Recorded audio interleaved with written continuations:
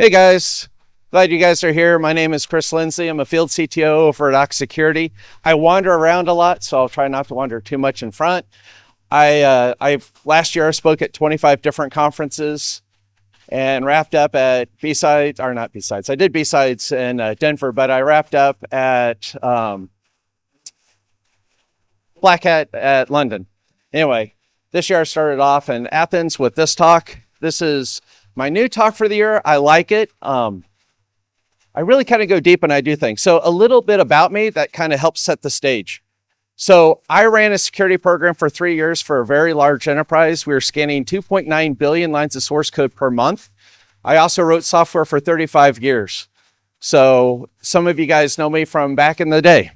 So I've been doing it a while. So as you're looking at this, if you have any questions or thoughts, let me know. The other thing too is this one is interesting because to me, there's extremes. I'm going to talk heavily on the security for the security leaders. I'm also going to talk extremely deep on the coding, which was fun when I've given this over at other places with a lot of CISOs. So it's really interesting, but it's had great conversations. With that being said, I love being interactive, so I do a lot of back and forth. With that being said, how many of you guys are developers? Show of hands. So just a few. How many of you guys are on a security team? Show of hands. Okay, great. How many of you guys are developers who are on a security team and understand code and all that? Perfect. All right, DevOps, DevSecOps in the room. And then of course, students. I know there's students in here as well. All right, with that being said, let's talk here. I have the agenda.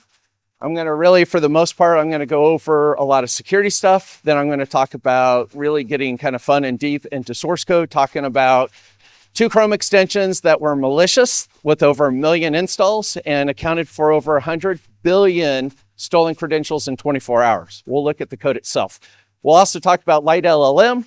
When we do that, we're going to talk about some fun things. I don't know if Brian, if you remember us doing some of the stuff back at Lab 1 back in the days. So, and then we'll do thoughts, Q&A. If there's time left over, I'll kind of share some other tidbits of good information. I am a plethora of useless knowledge. So here's where we're going to start. A breakdown of common attack vectors, because really understanding how we're being attacked, how they're missed is key. And I will share some things with you on detecting malicious Chrome extensions that you can do today without buying any software. Then we'll talk about a practical framework, risk prioritization approach, working with your leadership. So a lot of things. Who knows this quote? If you choose to not decide, you've still made a choice. Who is the band and what is the song? Rush, and the song? Free Will. Let's talk about why this matters. All right, major company breaches. When you look at what happens, and yes, this is AI, but when you look at the companies that are being breached, it's every day now. And what's interesting is back in the day, if a company was breached, they were very quiet about it, they were shy about it, and they cared. Today, a lot of companies are being breached, and it's almost becomes to the point where it's just acceptable. And in my book, it's not acceptable. So let's talk about a breakdown of common attack vectors. So when you look at the common attack vectors, you have credential theft, session hijacking, you have the supply chain compromise, you have phishing, and much more. Malware, SQL injection, man in the middle. But I'm going to focus in on those 3 specific areas. So we'll talk about credential theft. So when you look at browser plugins, actually I'm going to step back. I know I talked about it later. Question for you guys. When you download any application on the internet, what do? What is one thing that everybody does? Any ideas? Not click. I hate to be your security team. I check every link in the emails. They all work. You scan it with antivirus, right? All right. What are you doing with Chrome extensions? You go to the Chrome store, you go, hey, add to Chrome, add to whatever, right? Are you doing anything beyond that? Are you looking at it? Are you scanning it? It scans clean. Was it clean? So we'll actually do some really cool stuff when we get to that. Email phishing, of course, we all know that. When I ran my program, I I did those email campaigns where we were saying, all right, is this phishing? Report is phishing, report not as phishing. And I was mean because I had a great email that was perfect and I had 2 buttons on the email itself. Report is not fish, report is fish. The buttons were the fish. And I had probably 90-something% plus fail because of that. Because everybody knows you go up and you click it. Typo squatting, we'll actually see that in today when we go a little bit deeper. Supply chain compromise. We hear about this every day. When you look at Light LLM and what it did, you look at the fact that what's really happening behind the covers. The thing that's scary is a lot of the theft that's happening in the marketplace today in the world is not because somebody was a master hacker and was able to do some really cool stuff and get into the database and steal stuff through SQL injection. No, they go out, there's 300 billion tokens just from Light LLM in the first couple days. And at RSA, when this all fell apart, I was with my friend Dwayne, and he works for a company that deals with secrets in GitHub. And when we were looking at it, they had a screen that you could literally see a ticker going up and up and up. And within, I think it was about 7 or 8 hours, they had as many secrets leaked to GitHub as the entire year before. So when you look at what's going on, it's nuts. That's how people are breaking in. They're getting the credentials, they're getting the tokens, and they're just simply walking in the front door. They don't have to go and be sneaky anymore. DNS poisoning, apps installed from trusted source. Again, think about it. We download apps, we grab it, we do it. Think about your dependencies. What do we do with dependencies as developers? We download it, we grab it, we use it, right? Hey, this does exactly what I want to do. Do we ever do a code review on it? Anybody? No. We pull it down. jQuery's got millions and millions of lines of code. Are we going to do a senior tech review on it? It's impossible. Well, I mean, you could technically feed it through AI. So I'm going to give you a good suggestion here that you can take back. I'm full of suggestions. So one of the things you can do is say, you know what, 3 months ago, we know that nothing showed up on the SCA. We're going to treat this as probably good, and then do a code diff from 3 months ago to the latest version that we're using. Now your code review is much smaller, much tighter, and you're able to do something about it and see what's going on, what's new, what's changed, and then grow from there. Supply chain compromise. Nearly every high impact breach is related to this. So when you look at what happened with Trivy, do you guys know Trivy? Show of hands if you know Trivy and the stuff that happened. When you look at Trivy and then the fact that Trivy is being used by so many other applications, it's crazy when you look at that one compromise, how much of an effect that it actually had. That is probably one of the biggest compromises out there. And what happens is with the open source, well, actually not as much anymore, because with the open source, you had to be a developer, try to help them, become friends with the maintainer, and then, build trust, get the trust, and then start doing malicious things. Now you have all those credentials out there, so you just log in as the maintainer, you find it, you log in, you do the stuff, and bam. And that's how Trivy was compromised. It wasn't through a trust. It was, hey, here's credentials to the GitHub repository as the maintainer. Let's see if they're still active. Active, and I'm done. So 2025, we doubled by 30%, but guys, we are on track to beat that already this year. And let's talk about SolarWinds from extensions, and to name a few are in the compromise. SolarWinds was a fun one. I was running my security program when SolarWinds happened. And one of the first things I did was I reached out to our server team and I asked, hey, can you go to our SolarWinds server and give me the bin folder? And then and there's over 100 DLLs. I reverse engineered every single one of those, put it into a Visual Studio program. And then I recorded myself walking through and doing a lot of this. And I shared this with the entire company. And I was talking about why we need to obfuscate our code and the different reasons why we have to do things, because people like me will simply go in and reverse engineer everything you have in minutes. And with AI, I could have automated that through a script. That took a full day and a half to do over 100. But I did present it to the company. And when I did present it to the company, I found out that SolarWinds was presenting before me, that they invited them in and they accepted. So I'll just say that was a fun conversation with them. All right, phishing and social engineering. So really, when you start looking at the compromise, when you think of social engineering, we think people, right? But do we ever think about places?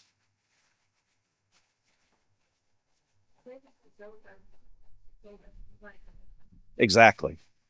So when we start thinking about, social engineering, I can go in there and I can start putting in on a GitHub repository or a Chrome extension more and more likes. I can automate that. Hey, guess what? This thing has 1 million downloads and it's got 32,000 5-star reviews and whatever.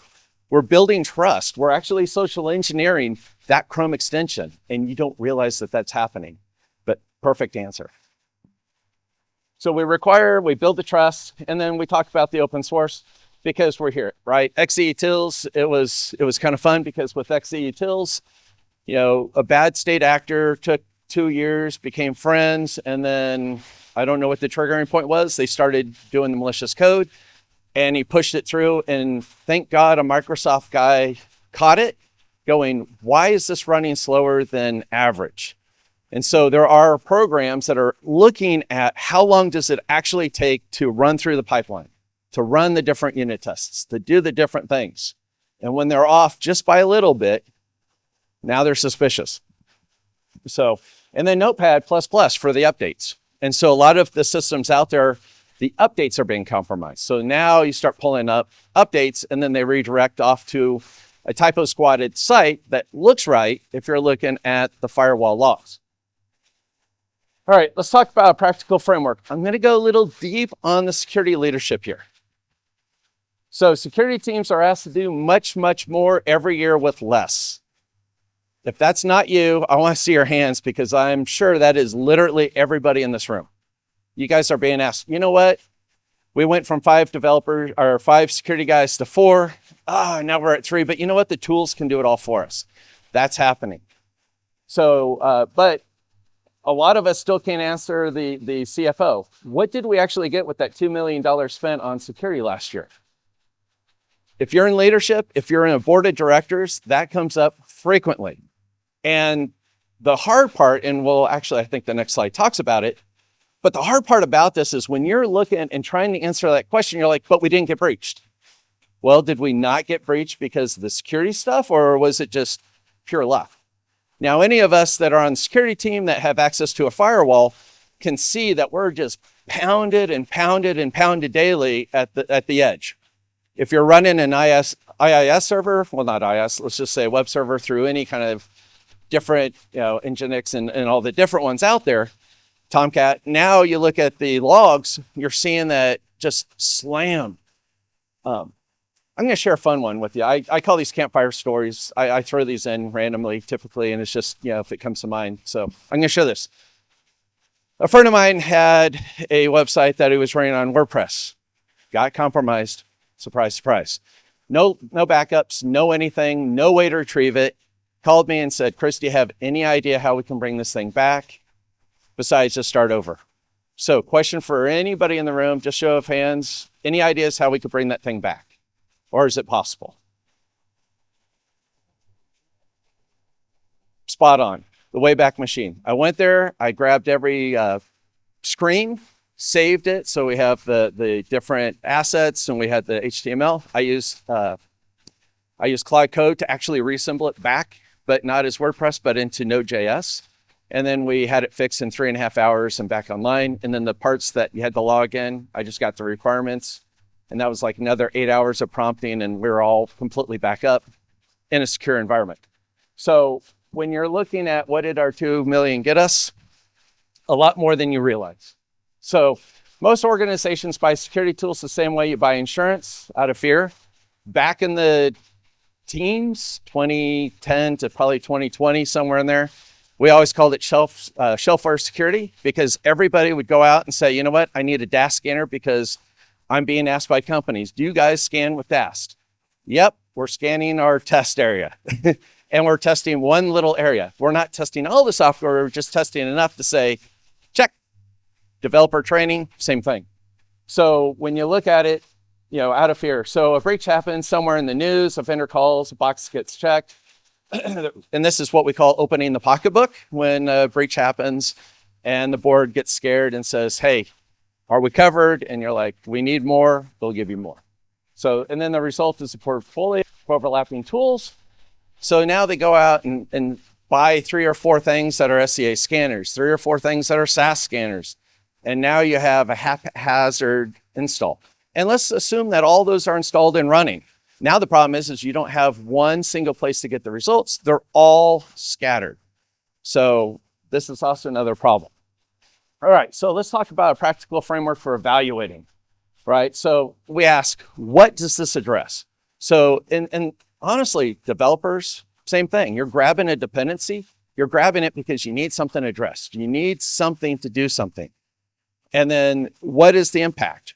What is the mitigation cost? What is the actual installation cost? When you're buying software, security leaders out there, talk to them about, I want to ramp up. I don't want to immediately have 500 licenses for my 500 developers. I want to start off with 200 because I want to start ramping up. It's not going to be an instant on in your training. So talk to your vendors about that.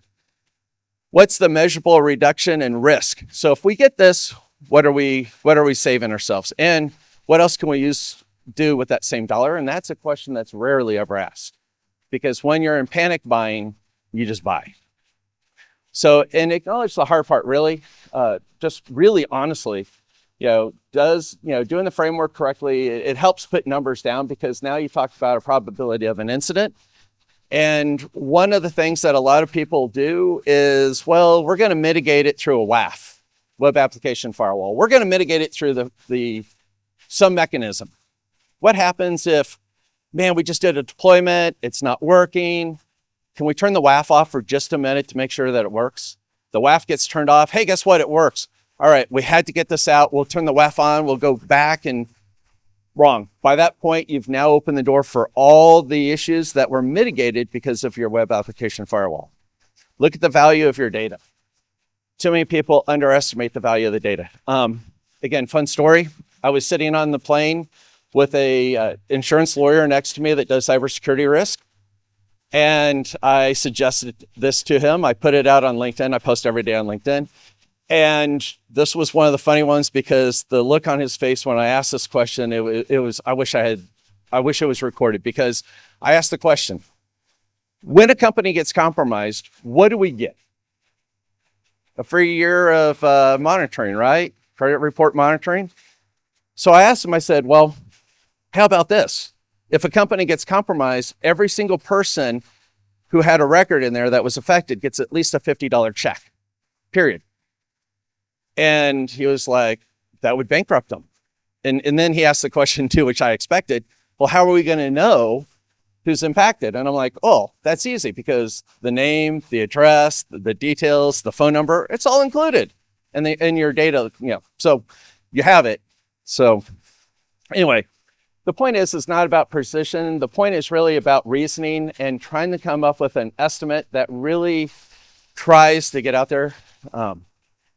We call this a WAG. Anybody know what WAG stands for? Well, you raised your hand.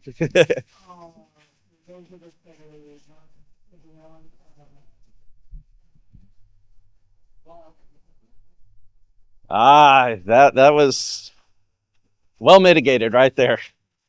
So honestly, start with a WAG. At least get something to work from, and then kind of work from there. All right, so the real payoff is not your framework. It's not really a better spreadsheet, because honestly, when you're in a boardroom, you're working with everybody, you're trying to build a tabletop, your threat actors aren't going to care. They're already going to be hitting you. And another conversation I had with the CISO of AT&T earlier this week, well, Monday of this past week, was I was talking about the amount of time to compromise. If I write an AI agent that's sitting there watching Kev and any of the other systems out there, I could know within, probably depending on my polling, within a minute or two, depending on how aggressive. Then I can go out and I can go hit, I had the name earlier, I was thinking about it, trojan, and get where is this actually being run, and then turn around and start attacking in less than 5 minutes. From time of identifying out, the world average is, just so you know, 15 minutes. And the question isn't, and I talked about this later, but the question isn't, are we protected? The bigger question now, because you will get breached at some point, how fast can you turn around a hotfix? And what I mean by that is, if a 0-day happens right now, how quickly can you get that in dev to QA into production? Bypassing a lot of your controls, but you still need to do your security scan, which you can do in parallel as you're doing your other stuff, because getting it into production is more important than letting the attackers in. All right, so a lot of the developers in the room are asking, why does this matter to me? Because we're kind of heavy on the development. I tried to lighten that security deep part a little bit, but so let's talk about risk prioritization approach grounded in attack behavior. So developers, here's your turn. So that I don't just download any and run any file, I run an antivirus scanner on it. We talked about that. However, when I download open source, I freely push it to production. A lot of people are doing this. All right, let's talk about Trojans. All right, so the first one we're going to talk about is a Chrome extension that was an AI chat bot that was supposed to help you do a lot of things for you behind the scenes. The executive summary, right? So this Chrome extension exhibits multiple malicious and deceptive behaviors, including user navigation, AI chat interactions, prompt and response, and user sessions. There was one file that contained literally all the code, which was interesting because usually you see this spread out, and that is in blue background.js. Here's the code. Does anybody see what's malicious about this code? Or is this code malicious? There's at least one. Any ideas? How about I show you? Right? So deepseek.ai looks like we're going to a really good spot, right? Chrome extension, uninstall, chat URL, chat.deepseek.com. Is deepseek.com owned by DeepSeek? Anybody know the answer to this? No. Nope. It's a malicious actor. You look at that, you look at it on the firewall, you're going, hey, they're going to DeepSeek. We should be good, right? So you're not thinking about that. So we go in, they piggyback. When they do an uninstall, this actually sends some of the information, letting them know, hey, this is a place where the extension's no longer active. So it's a classic Trojan trait, and here's some more information. All right, well, guess what? We hit the bottom. This area is also malicious. The update utility, so extensions-hub.com, partners updated, right? So what's malicious about this? Third-party update tracking. On every update, it calls back to this third-party person. That extensions.hub is not a company. It's also a malicious link. So they're receiving the information. Again, when you look at some of this, depending if you're running Palo or if you're running Fortinet, or regardless of what you're running, you're going to have these links come across. A lot of the different vendors are seeing those and blocking it in the blocking security part, but not always. So you have third-party update tracking. So anytime you do something, you modify, you give it more information, it does more for you. And then the uninstall. So the redirect. This is where that line of code right here, when you go in and you uninstall that Chrome extension, they tell the server, he just uninstalled it, so we shouldn't be hitting them. So that way they're not seeing stuff at the firewall. And it stays nice and quiet. All right.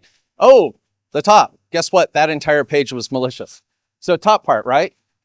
So now we have this AI-topia. How many of you guys get these pop-ups all the time?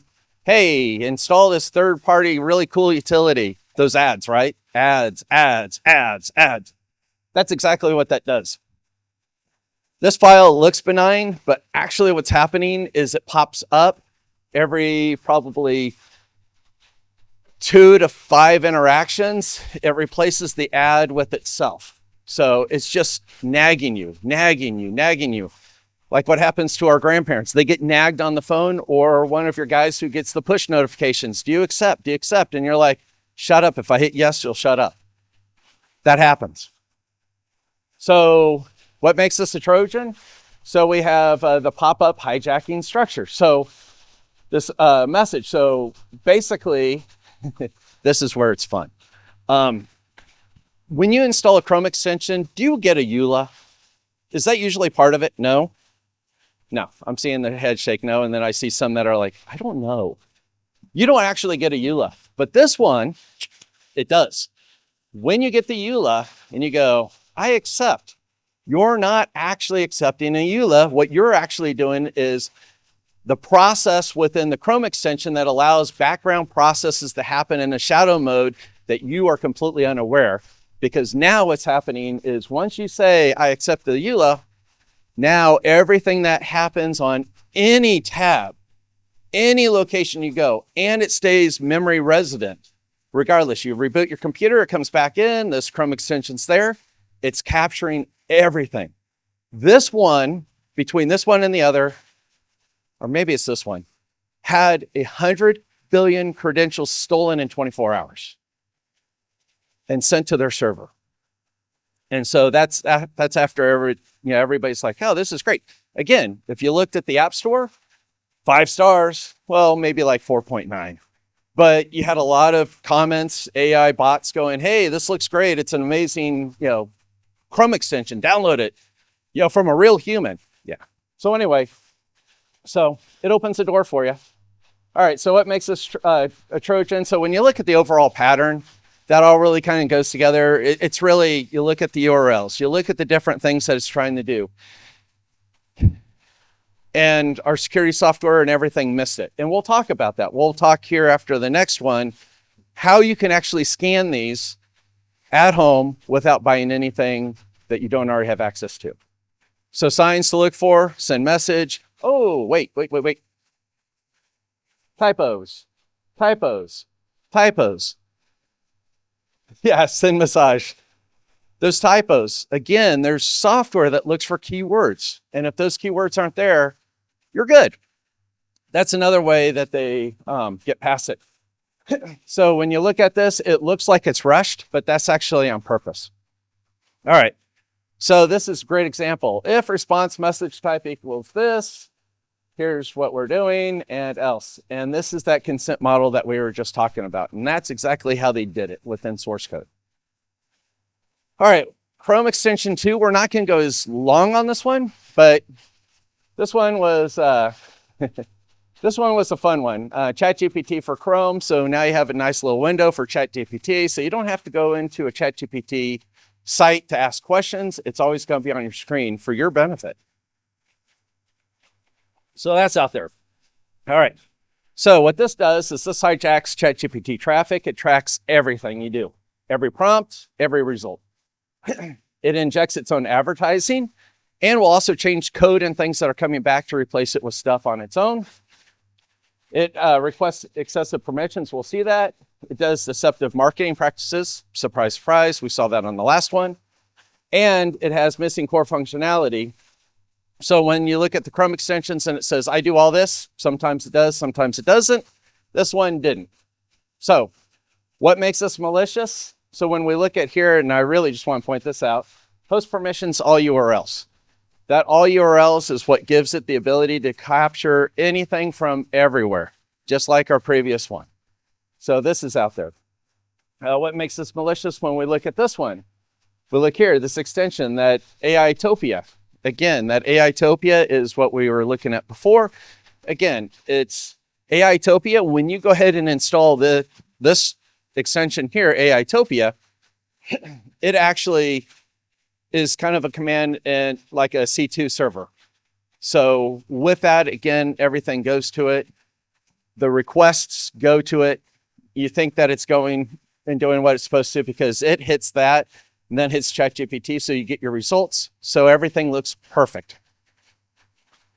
All right, traffic hijacking. So this ChatGPT banner script. So why is this? So looking here, when users interact with the extension, it opens pop-up windows that can redirect here. Again, it has access to everything. This one did a very similar thing that went out and said, hey, here's a EULA and you accept. So yes. And then persistent advertising banner. This one pops up all the time. Injects a full screen promotion. How many of those websites we've been to or on our phone? Full page, right? And you click that X because you're thinking you're clicking the close, but you're actually clicking into it. It's still the image. They don't actually close. They now install things for you. That happens all the time. And when you look at the code, it employs a lot of the dark patterns that we're used to. We've got just a few more here, and then I'm going to go deep on something here. So this one, what makes this one malicious? So we're at a different part. Here's the line of code, the complete platform with Cloud Code and all this. So this claims to have access to GPT-5, which it actually doesn't. And false advertising, misleading. So again, it's that confusion. You look at it, guess what? ChatGPT, well, let's use something a little bit more relevant. I mean, I wrote this probably about a month and a half ago, but let's say Cloud Code, we're using Sonnet, what, 4.6, 4.7, you know, and now Mythos, right? Man, guess what? We have access to Mythos. Go ahead and accept this, and we'll funnel all your stuff through Mythos. No.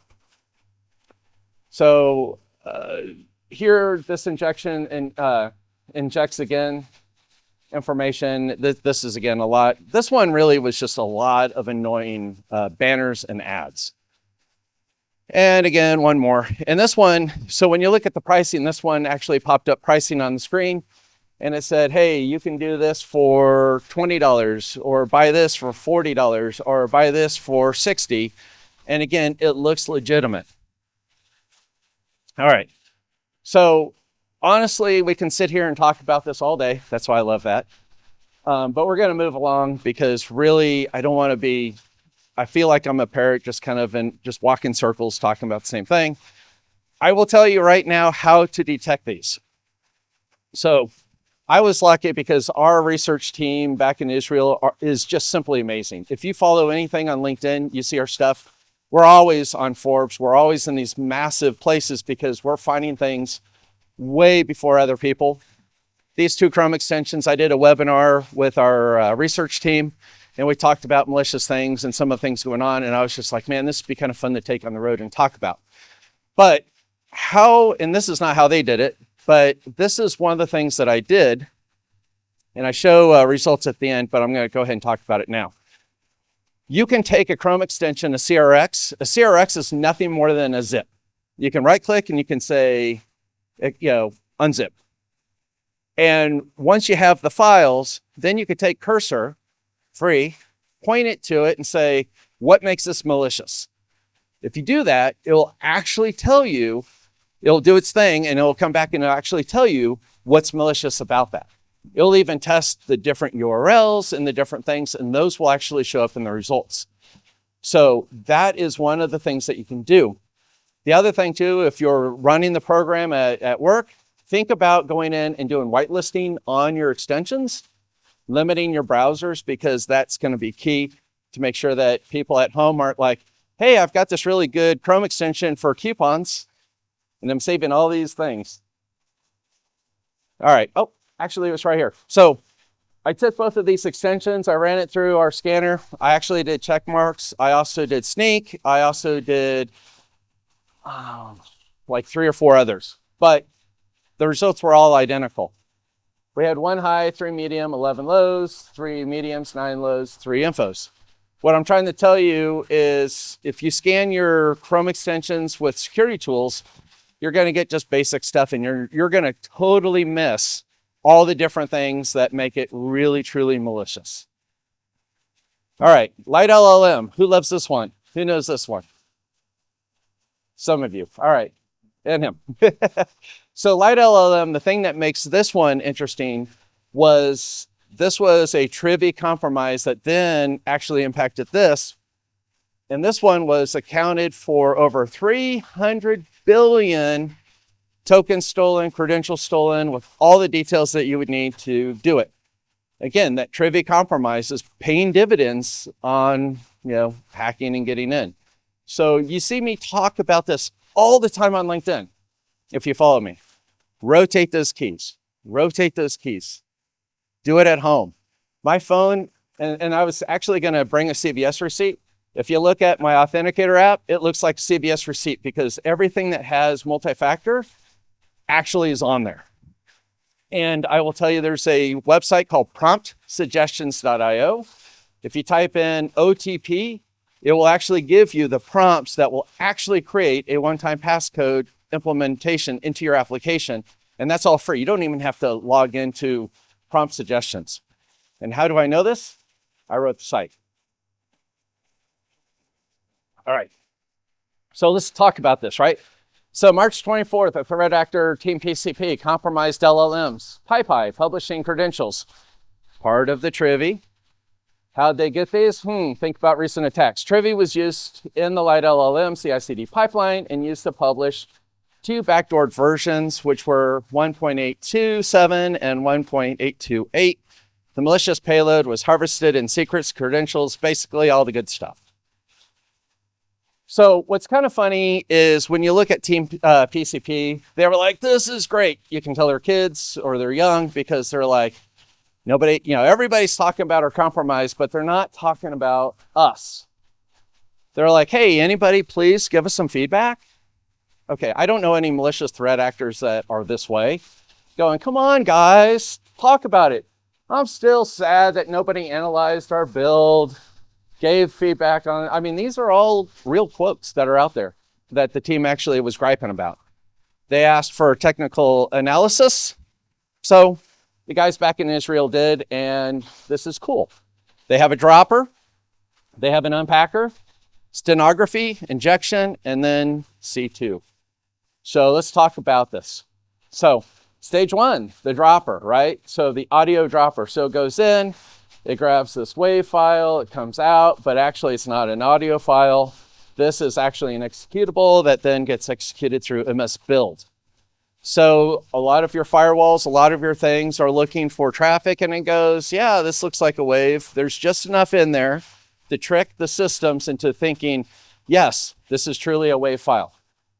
All right, this is where I know Brian and we had fun. We had a lot of us back in Lab 1 days, which became Quest Diagnostics, that we were kind of nerds. Well, we are nerds because we would go through and we'd try to trick each other. We'd send messages in hex, messages in binary, messages that were actually an image where there are certain bits and bytes out of that image that were the message. And so guess what? This is an image, but it doesn't look like an image because that's exactly what they did. So how'd they get by with it? They had the red byte, the green byte, the blue byte, and then they ignored that. So that way it still would actually show something and trick the system. And here's the code that they did. So they extract the values, the red, green, blue channel, they ignored, they reassembled it. So now they passed a payload through a image. They reassembled it and then did more. Then they took it, passed it through MS Build. They actually got their injection and bam. And the evidence right there is the details. If you actually were hit or had it, that's some of the information. So the dynamic API hashing. So to evade static analysis, they injected DLL that has no import address.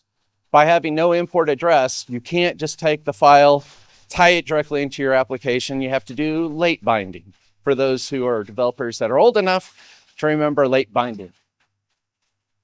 Here's the code to do it. Establishing the command and control channel. So now they've got their API up, they've loaded it, they've got their read file, they've got all their information. Now they build a beacon going off to the command and control. So that way, now they're like, hey, guess what? I'm compromised. You know me. Let me know what you want. And at this point, they were trapping every keystroke and every piece of data on the screen that had anything to do with tokens or any aspect of your logins, bank, everything. So the synthesis and actionable defense, right? So you look at it, standard RAT, remote access, getting in, the API hashing. So when you look at the difference, they really just you have the standard malware, the team, and they really just kind of did the same things, just slightly different. but in a way that was not normal and detectable. And they built a complex evasion to steal the basic credentials. So this again, rotate your keys, because most likely if you have, and here's the problem with Light LLM. If you guys have done anything with AI, raise your hand. Anything? You guys all used this application without realizing it. What this does is this connects you to models, even the ones in the cloud, even OpenAI. When you're talking, this stuff is all behind the scenes, but it's only those 2 versions. So just make sure that you look at the dependency chain and just kind of really just be smart about it. But honestly, everybody was affected by this. So next steps, there's something that we can do. So let's talk through this. So we can download our software. We can do security scans, good. We can also, good use, and then bad. So again, when we download, we do our scans. Open source security, this is where I was talking about it. Take anything you download, put it in your own registry, your own area, build off of your DevOps pipeline from your copy, give it a 2-week cooldown. If your developer's like, man, this is great, give them an environment that's in a sandbox to play with it. And then what happens is you sit on it for 2 weeks. By that point, you know, is it malicious? Because if it's really malicious, within a couple of hours to a couple of days, it's going to get flagged and removed. So you'll know that. So give a cooling off period. If it's still good, use, right? But make sure that you pin all of your dependencies. Security team, you don't know that because you're not doing any development, but tell your developers, pin the versions. Now they may come back and say, well, but how do we stay current? That's easy. Let AI do it for you, or you just look at the versions, you change the number, you pull it down and run with it. So when you look at the process, so when you're vetting it, look at open source, do the comparison, the code diff. So there's things you can do. It's just most of the time we're always in too much of a hurry, and we just simply do it and move forward. So threat models that are built in the conference rooms age poorly. Attackers don't read them. But you can't do that. That's not in our tabletop exercise. Again, funny story. Well, not really funny story, but again, our company is based out of Israel. I've been there 6 times. I actually was in charge of building their tabletop exercise this year. This was before I ran, and my tabletop exercise was a missile hits within 2 miles of the office and takes out the power and takes out the internet. We're in the middle of a deployment. What do? And the system is down because of the deployment. That's my tabletop. Mine aged poorly because it actually happened. Well, not the missile taking out the electricity, but within a couple of blocks of the office. Actually, it was when I was there, the hotel I was staying at and the office, it actually hit in between. So pretty close. So what I've shown, is a lot of this isn't just, theoretical. It's really pulled from malicious code. You're seeing real techniques, real targets, real things that have been done. When you ground your defensive investments and observe attack behavior, you stop defending against what sounds scary and start defending against what's actually happening. So this is the difference between a security budget that looks onto paper and one that actually moves the needle. So this is a link to my LinkedIn. I post every day on LinkedIn, except for the weekends, but I always put good advice on there. My Friday's post was, take a look at it. I think you guys will like it. It's one of those things where LinkedIn, sometimes when I get deep in trying to be technical, they don't really show it, but there's been several of my posts that have exceeded about 50,000 to 200,000 views. So I'm widely followed. Any questions or thoughts? And if I know we have a little bit of time, I can also tell you some cool things that you can do with AI. So any questions?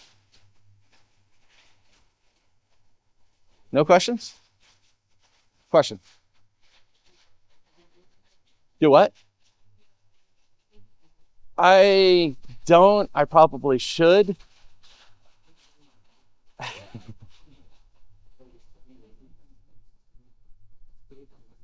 Yeah, it's time to rebirth a blog, definitely. I ran a community for a couple of years with a lot of big company CISOs, and I also did some stuff out there too, where I did blogging. All right. So I'm going to share one bit of advice with you related to AI and writing software that I use. And I'll say this and then let you guys go. So when I'm writing software and I'm doing AI, if you're just simply prompting, you're going to get into that little spiral of hell that you can't get out of. The way to prevent that from happening is think about what you're trying to create. Go into Claude, go into OpenAI, go into one of those and say, I want to create a design requirement for the following, and actually tell it what you're trying to accomplish. It will give you a large document at the end. Then, and make sure that you say, I want this written for a developer that I can just hand it off to them and they can actually do. So then the next step is once you've done that, you've created about a 30 to 50 page document. Then you turn around and you say, you know what, actually use Claude Code. Give me the prompts exactly to create that. Do not overlook it. I want to make sure it hits everything. You'll end up with about anywhere between 40 and 70 prompts. And it will truly actually build it. And it does a really great job. I created prompt suggestions that way because I wanted to show some of the stuff that we're doing in AI, how we're checking you're doing your prompt fixing before it even gets through. It worked great. I actually had one medium, one low, and one info. And then they asked a lot of customers, can you show the opposite? So I created 2 applications that way. I created one that does security education training because I'm a huge believer in that for your developers. And I did that through prompting, and I had that one, I think it was like 60 or 70 prompts. And if you guys have used Checkmark's Code Bash, familiar with that? This actually replaces it. It's much better. Some of the guys that I worked with were from Checkmarks back in the day. If you're familiar with Secure Code Warrior, it actually does a good job at replacing those guys too. We're actually going to put it out there for free because we want to be good stewards of the security environment. I also did a capture the flag, but I did that and literally I never got myself into that circle, that tight circle where I was stuck.